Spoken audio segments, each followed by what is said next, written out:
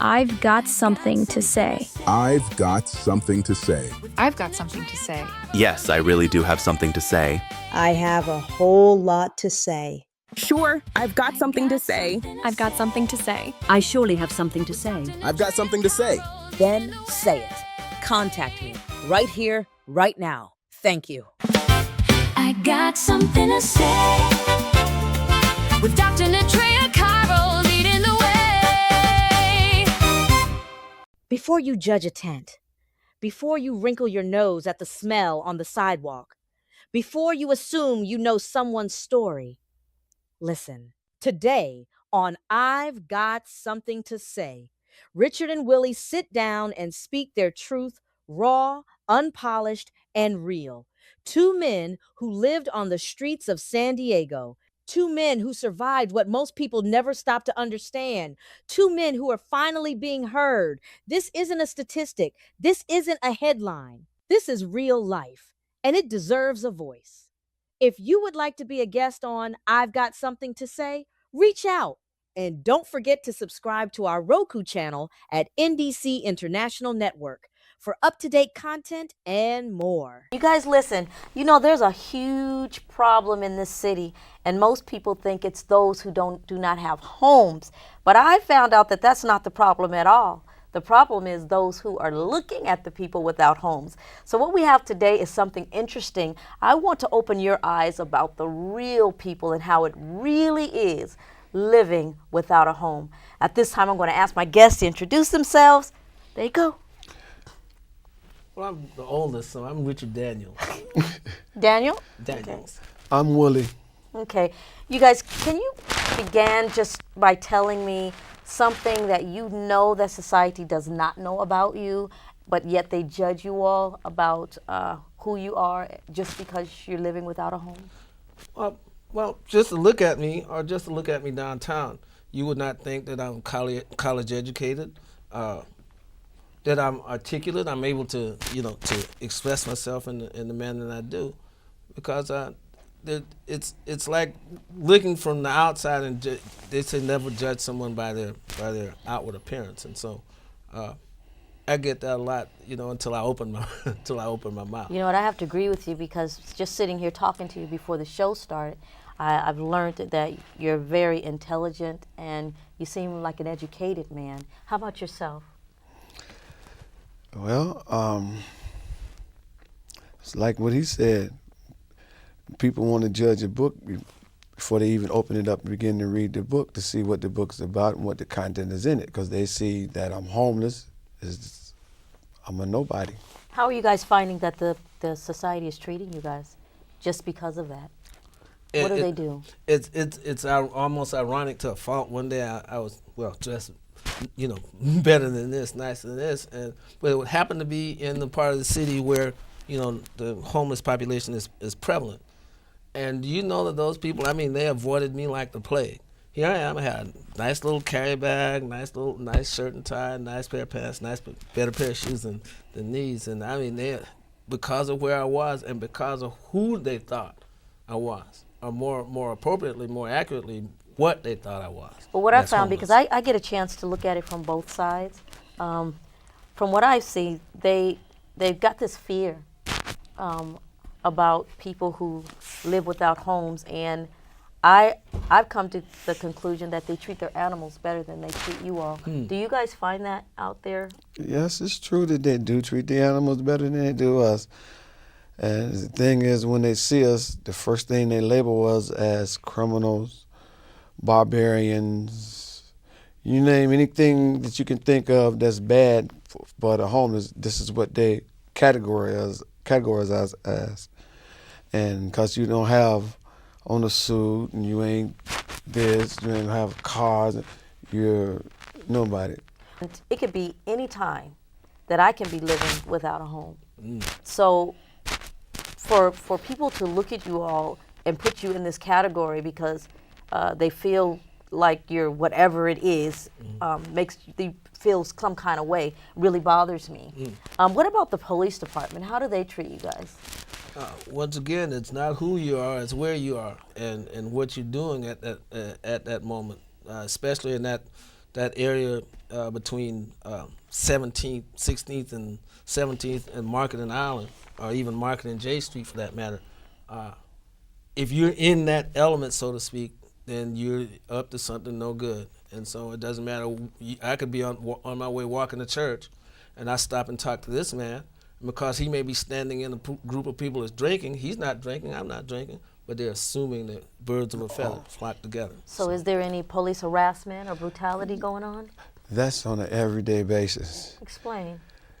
Basically, they see a group of people standing together.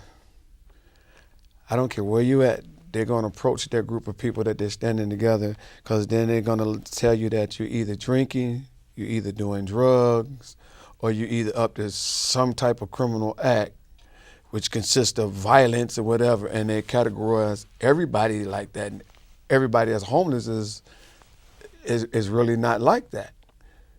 They're normal people. Yeah, they're regular normal people, but we have a certain guideline that we set for ourselves that we go by.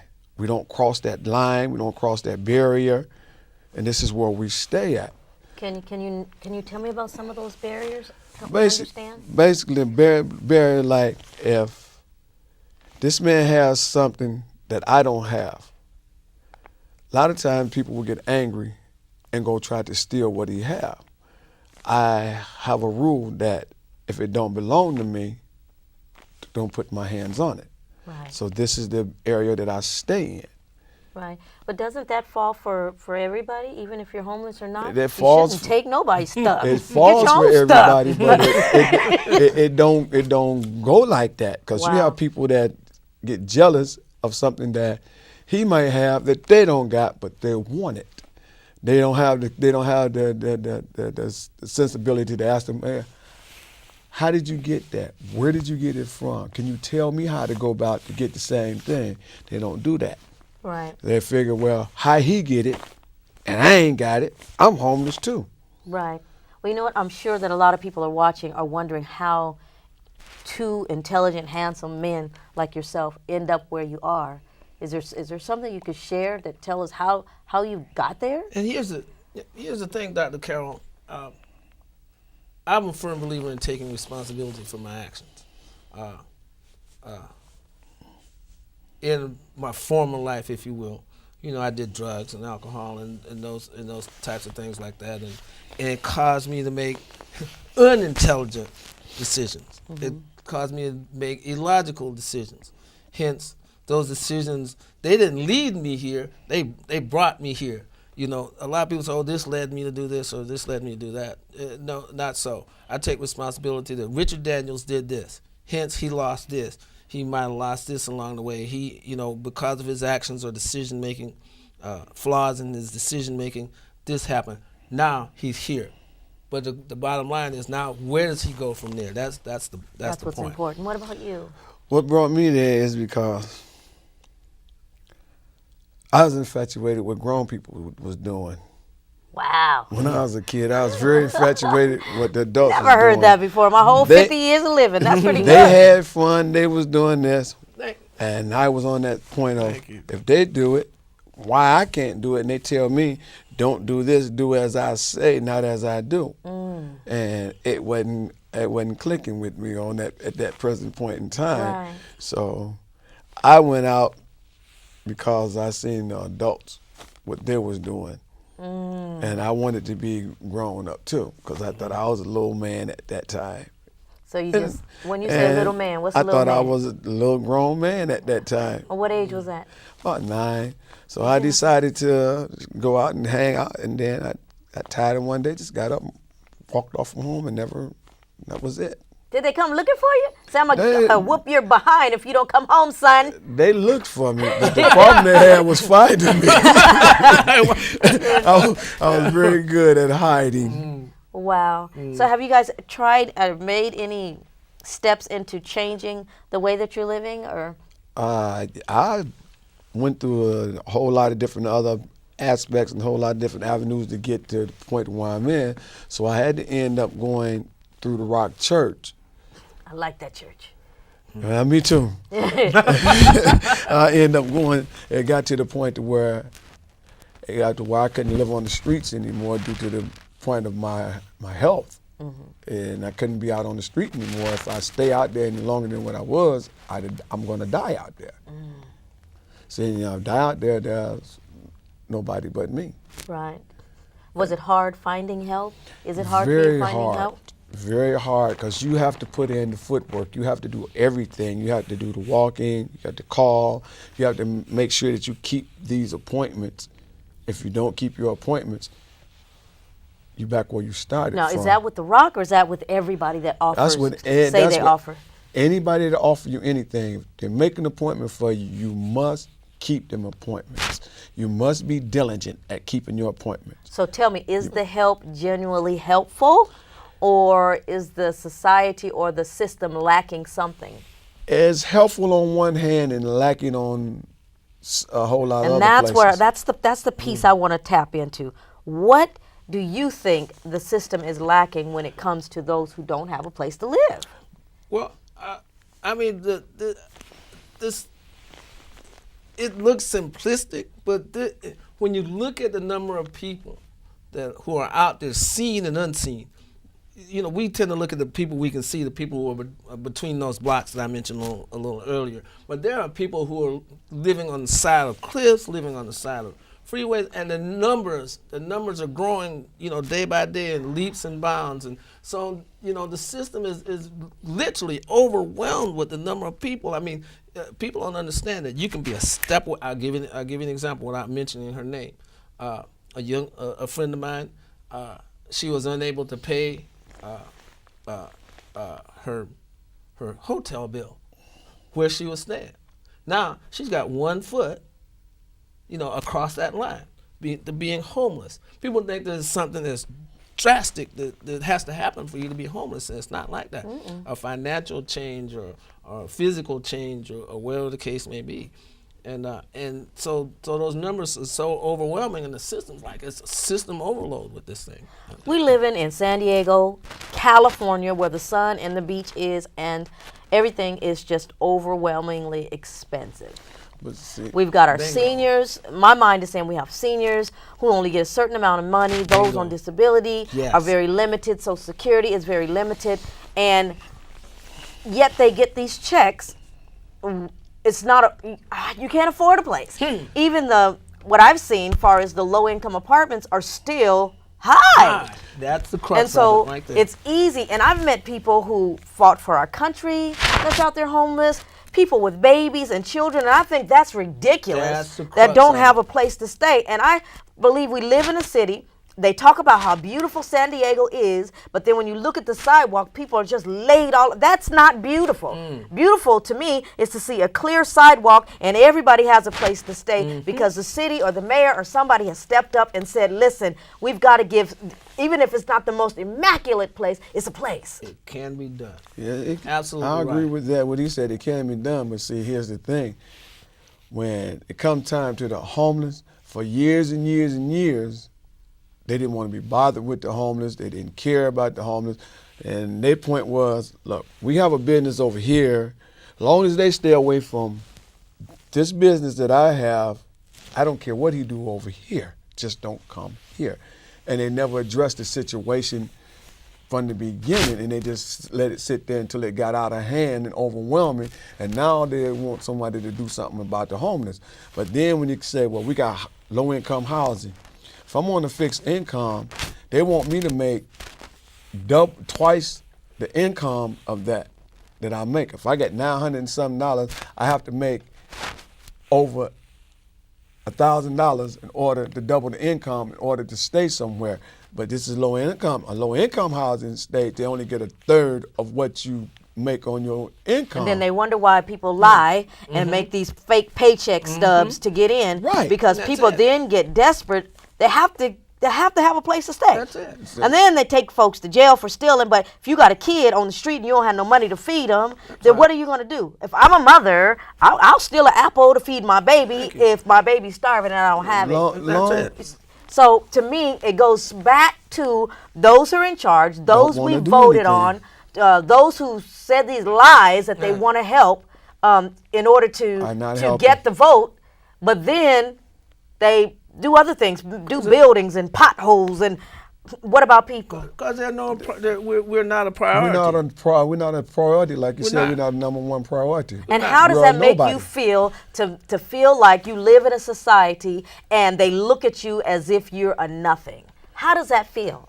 Feels bad. It kind of really makes you get angry, but then there's nothing you can really do about it, so why get angry? The only thing I can do is put my problem in God's hand and keep pushing. Right, and now that you brought God up, it says that it asks, am I my brother's keeper?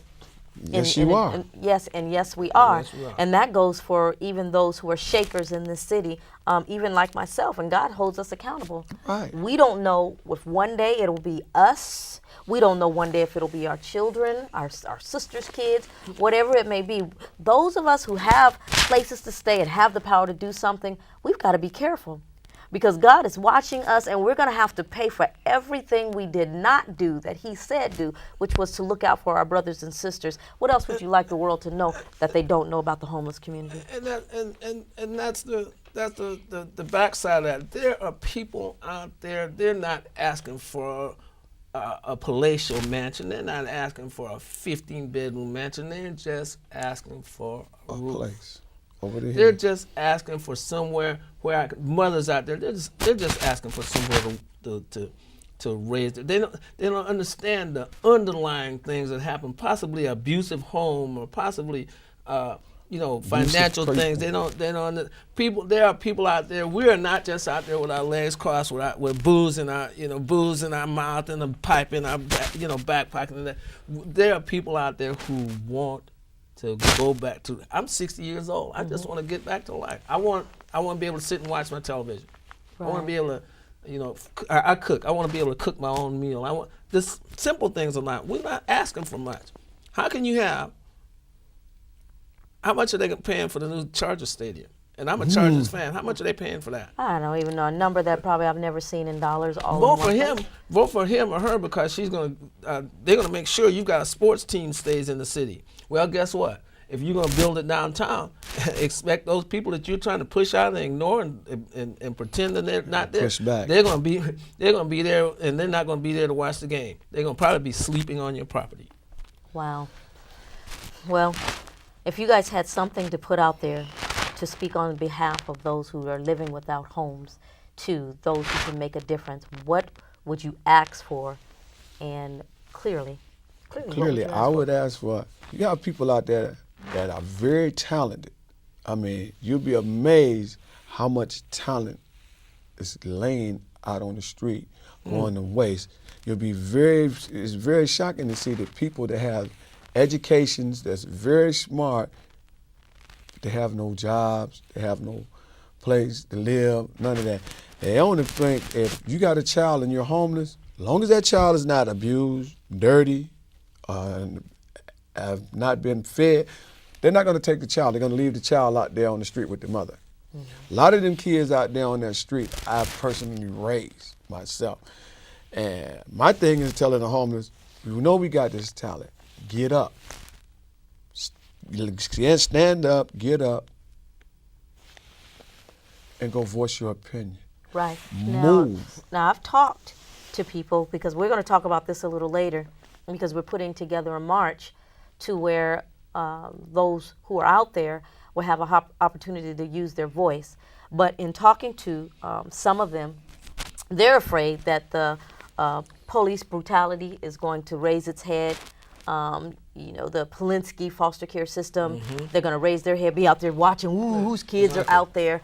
And when you're constantly being beat down and ignored and treated like you're below the ground, you get to a point where you really don't think anybody's going to listen. And there are many of them who are out there who think that you guys really don't care. And from the actions that we've seen, I'm starting to believe that there's many who don't care. But I also believe there are few that do care, and I wish those few would stand up and help these people, because I'm telling you, any day it could be us. Nobody out there plan to be out there. You have people that's willing to stand up, but if no one's going to stand with them, they're not going to do it, because you're right.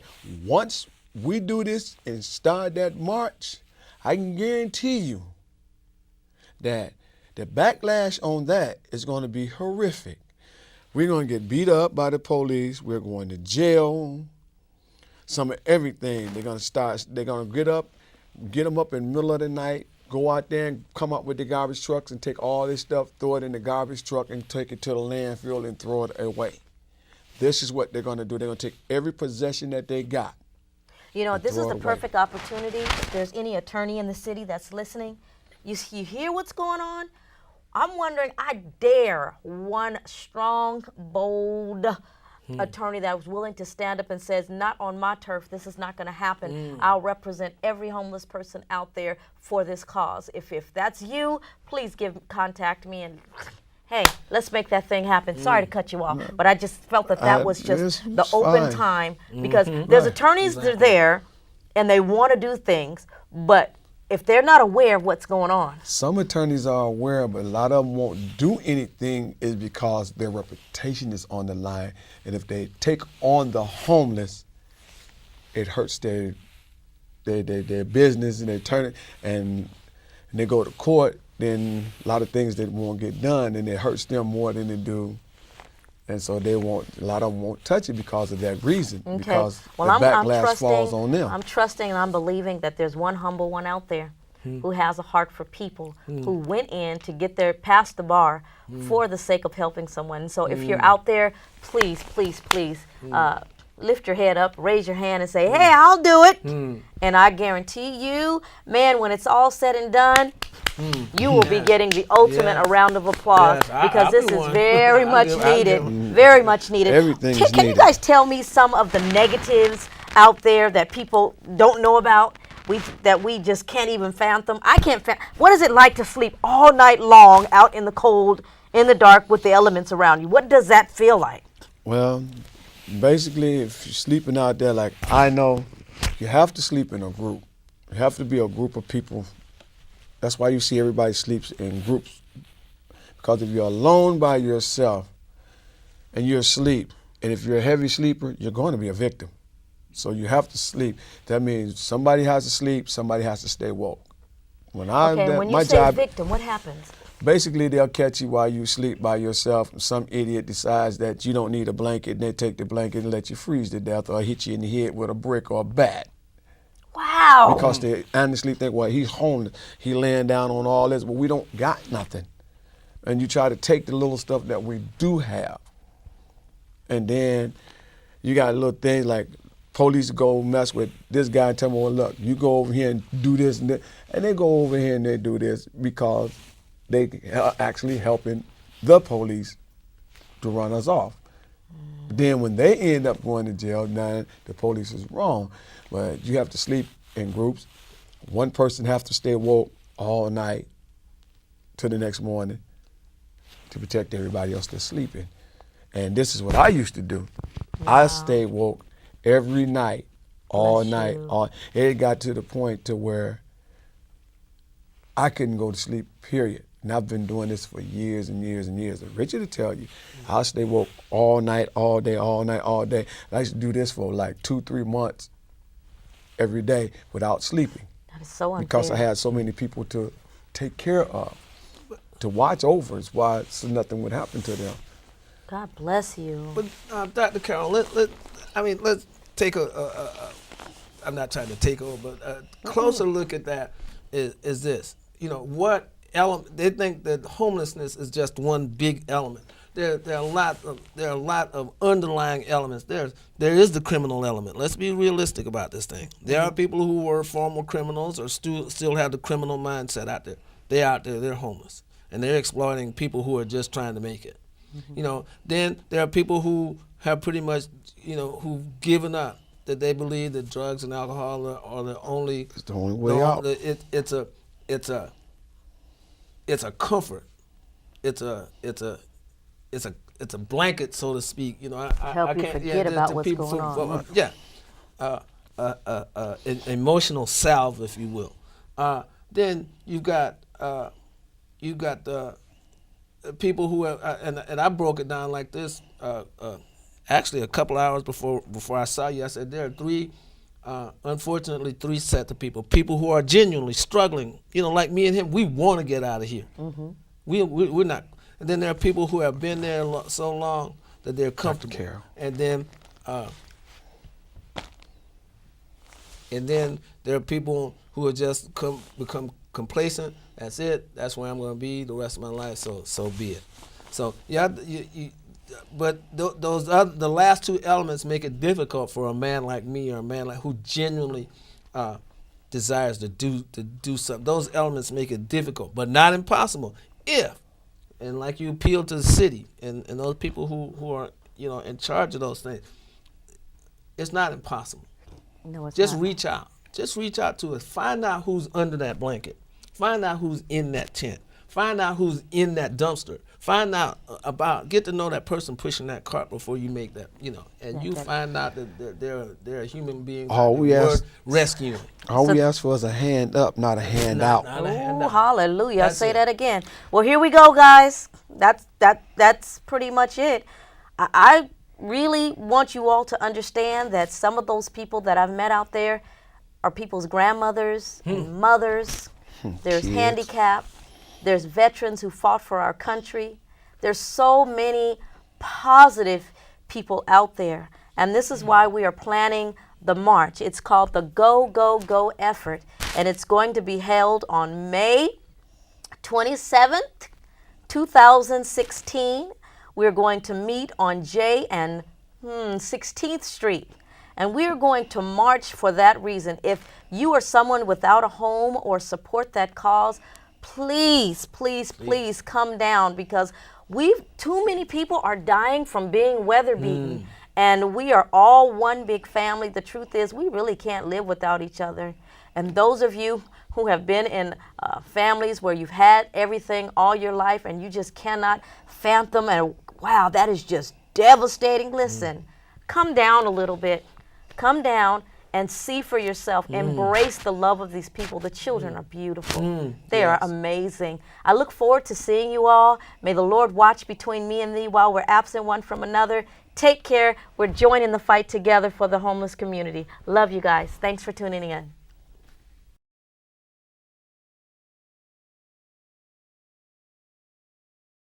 Thanks for joining us on I've Got Something to Say. For more episodes, tune in to NDC International Network on Roku.